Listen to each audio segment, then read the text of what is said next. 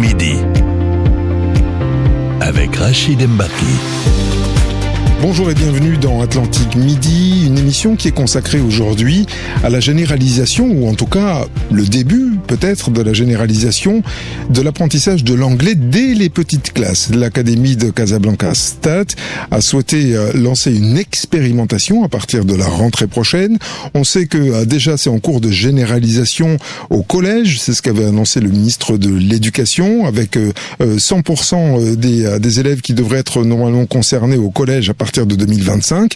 Mais dans les petites classes, il n'en était pas encore question. Mais là, ça y est, l'Académie de Casablanca Stade se lance dans cette expérimentation. Nous sommes en ligne pour en parler avec Abdelillah Kadili. Vous êtes président de la fondation Tamkin, qui est consacrée à l'amélioration qualitative de l'éducation. Qu'est-ce que vous en pensez?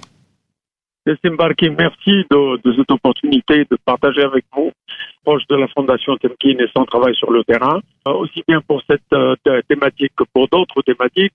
Nous avons l'honneur d'avoir été les premiers, il y a des années maintenant, bien avant l'avènement du Covid. Nous sommes créés depuis maintenant 9 ans et quelques mois. Nous avons plaidé, et cela fait de longues années, plaider pour l'anglais du processus et puis tout au long de ce processus. Nous avons également été ravis, parcourant les 4 coins de notre pays, lors de l'organisation de quelque chose comme 64 caravanes, de rencontrer des élèves qui déjà parlent anglais. Allez sur Casablanca et je suis heureux que l'Académie régionale de l'éducation et de la formation ait choisi qu'elle soit Casablanca, d'abord pour le nombre, ensuite pour l'expérience et l'expertise de son directeur, ensuite pour l'existence des gens dans des établissements, et nous en avons visité de nombreux établissements, d'un substratum d'anglais. On aurait pu aller vers l'anglais il y a des années. Ça n'est pas trop tard, il vaut mieux maintenant que jamais. Je pense que l'initiative du ministre est à saluer. Maintenant, il faut l'accélérer. Il ne faut pas appeler ça opération pilote, mais il faut dire l'anglais, faire l'anglais, aussi bien à tous les niveaux. Casablanca est un premier pas, les autres académies régionales doivent suivre. Et il y a les moyens, il y a les ressources, il y a des compétences. Partout où vous allez, il y en a, et il y a une volonté. Demandez aux parents.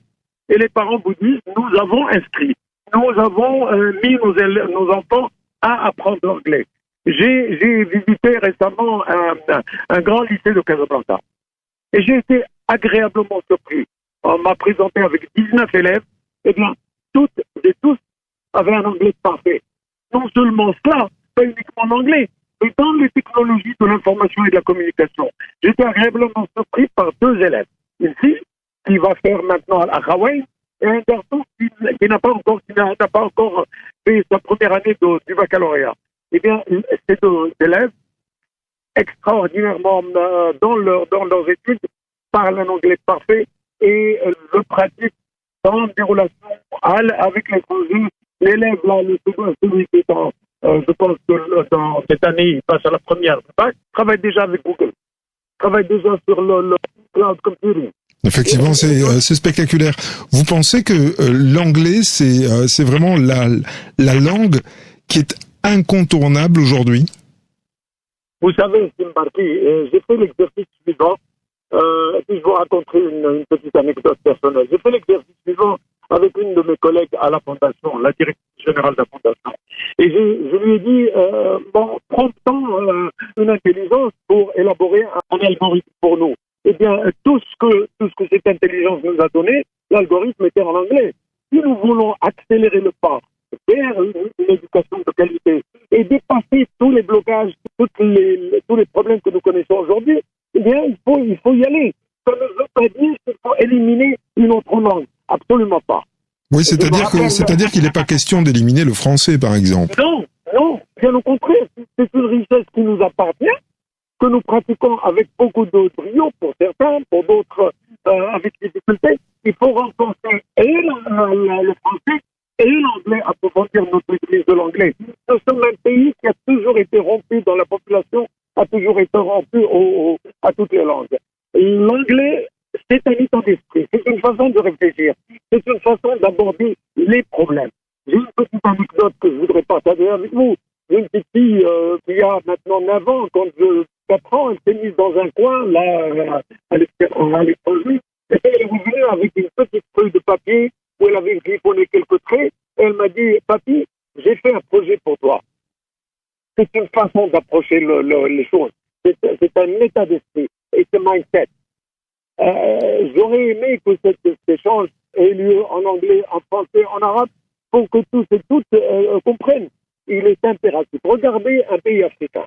Regardez le Rwanda. Je le donne souvent comme exemple. En 22 ans, regardez l'état de leur éducation. Regardez l'état de leur croissance en 22 ans. Un pays qui était déclaré par beaucoup de monde comme étant a failed country. Regardez maintenant.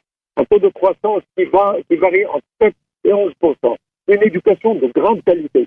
Nous avons le substratum chez nous. Encore une fois, je salue les efforts du ministre, mais je pense qu'il faut accélérer. Alors, accélérer comment? Laissez-moi vous donner une petite approche. Oui. Nous avons des enseignants d'anglais.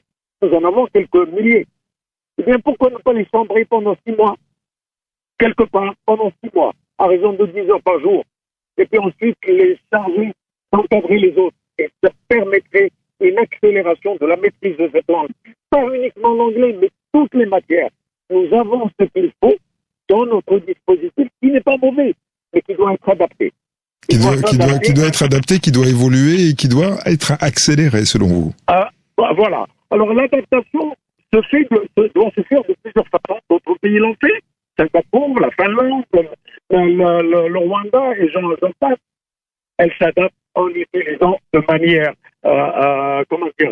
systématique les technologies de l'information et de la communication. Ça démocratise l'approche, ça la rend possible et à disposition des personnes qui sont les plus éloignées, les technologies de l'information et de la communication. Et nous avons des compétences là-dedans et nous avons des moyens pour le faire. Ça réduit les coûts de l'opération. Et puis, nous sommes maintenant présentés de l'intelligence artificielle et le train ne s'arrêtera pas 2 fois. Il est à notre porte. Et encore une fois, nous avons des compétences. Il faut en appeler à ces compétences, les investir de manière systématique, les investir de manière organisée. La Fondation de l'île ne cesse pas, dont j'ai l'honneur de présider, ne cesse pas. Nous sommes un petit peu partout, disons et répétons le discours à qui veut bien l'entendre. Nous organisons des conférences internationales auxquelles nous faisons participer des compétences des États-Unis, du Canada, d'Afrique, de tous les coins du monde, et ça ne nous coûte pas un copec. Ça ne nous coûte pas un centime. Pourquoi? Parce que nous utilisons les technologies de l'information et de la communication. Eh bien, faisons-le pour les langues. Faisons-le pour l'anglais. Il y a aujourd'hui, au sein des lycées, des collèges, etc., quelques 1350 salles qu'on appelle les salles thinking. Oui. Où nous pouvons étendre cette dynamique utilisant justement le virtuel. Et ça prendra combien? 6 mois, 1 an, 2 ans, et nous aurons au bout du compte des élèves qui sont multilangues. Je me rappelle, Sa Majesté Hassan II Ramo avait dit que la personne qui connaît une seule langue est illettrée. Nos élèves sont capables de maîtriser non seulement 2, 3, 4. Il n'y a qu'à aller, il n'y a qu'à se balader dans tous les coins du pays, non seulement les parents, les autorités locales, les corps élus, et surtout les élèves.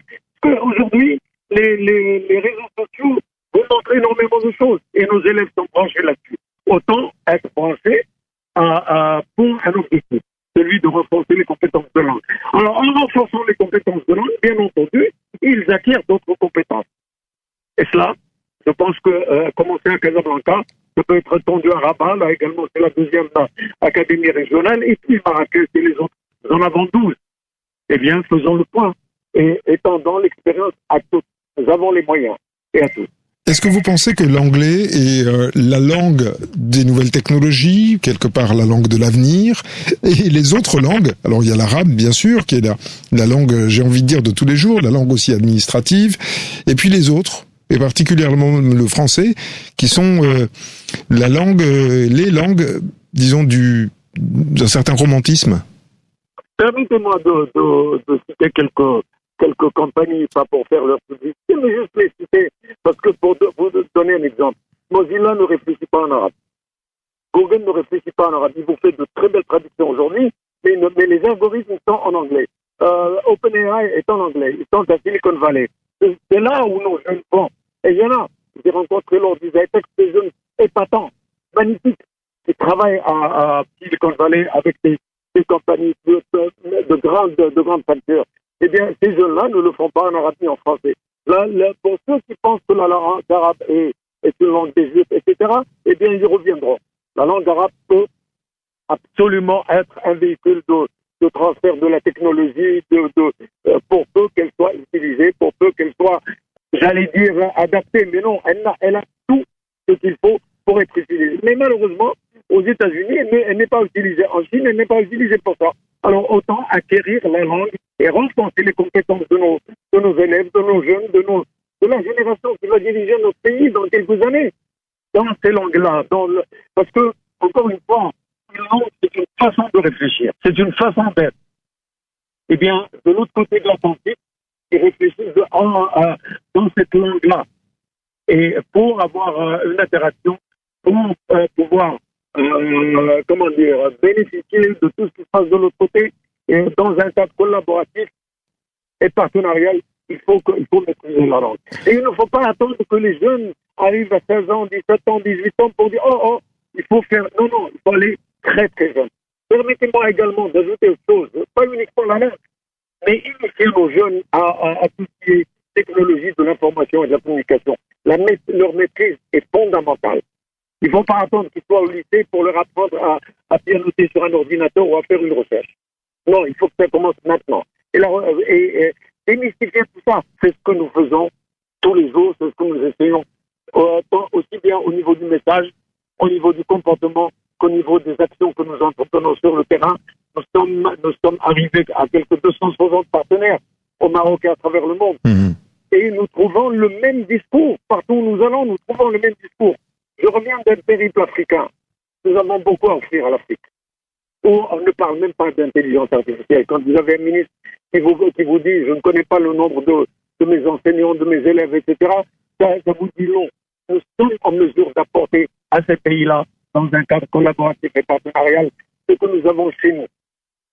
Voilà. Est-ce que vous pensez que l'anglais est facteur de croissance ? Assurément, bien sûr. Absolument. Si l'anglais n'était pas facteur de croissance, quelle langue le serait ? Mais l'anglais n'est pas uniquement la langue, mais l'état d'esprit. L'état d'esprit de la langue est entrepreneurial. L'état d'esprit de la langue est interactif. L'état d'esprit de la langue est dans l'action. Il n'est pas dans attendre de recevoir. Non, il est là pour entreprendre. D'ailleurs, dès les bas âges, je vous ai donné l'exemple de ma petite fille. On n'est pas en attente de recevoir. On est là pour interagir, on est là pour recevoir et donner, on est là pour apprendre et pour faire et pour partager. C'est un état d'esprit, c'est une dynamique, c'est un autre paradigme. Et ce paradigme-là, il faut l'adopter maintenant, dès le plus jeune âge. Il faut le faire maintenant. Je pense que le ministre est bien avisé de le faire. On aurait dû le faire il y a longtemps. J'ai commencé à plaider pour cela dès 1983-84. Ça fait longtemps. Nous sommes tenus. Si nous voulons être dans la foulée, c'est maintenant. C'est pas demain. Et c'est pas un titre expérimental. C'est un choix stratégique. La langue est un choix stratégique pour l'amélioration qualitative de l'éducation. Les pays d'autres pays, autres détroits, eh bien, c'est ce qu'ils font. Quand ils terminent une licence ou un master, ils vont aux États-Unis pour faire un doctorat. Il y en a même qui vont en Chine. Alors, pourquoi passer par de droit alors que nous pouvons aller directement? Ben oui, c'est toute la question. Merci en tout cas Abdelila Kadeli de nous avoir apporté votre éclairage. Je rappelle que vous êtes président de la Fondation Tamkin qui est consacrée à l'amélioration qualitative de l'éducation et on a bien compris que vous étiez largement en faveur de la généralisation de l'anglais dès le plus jeune âge et cela pour s'ancrer dans le monde que l'on connaît aujourd'hui et particulièrement le monde technologique. Merci d'avoir donc été dans Atlantique Midi.